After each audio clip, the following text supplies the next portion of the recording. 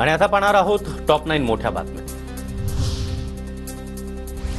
केंद्रीय गृहमंत्री अमित शहांनी सहकार खात्याची बैठक बोलावली। शहा देशातील सहकार खात्याचा आज आढावा घेणार। थोड्याच वेळात सहकार खात्यासोबत शहांची बैठक। राज्यमंत्री मुरलीधर मोहोळ हे देखील बैठकीला उपस्थित राहणार।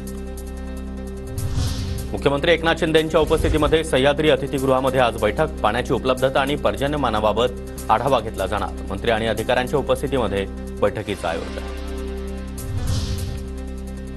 आरोग्यमंत्री तानाजी सावंत मनसे अध्यक्ष राज ठाकरे यांच्या भेटीला। शिवतीर्थ निवासस्थानी जाऊन सावंत यांनी घेतली राज ठाकरे यांची भेट।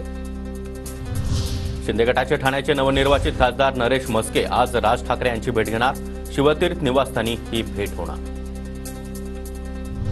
विधानसभेला 185 जागा जिंकण्याचं महाविकास आघाडीचं लक्ष्य। त्यानुसार कामाला लागा। उद्धव ठाकरे यांचे शिवसैनिकांना आदेश।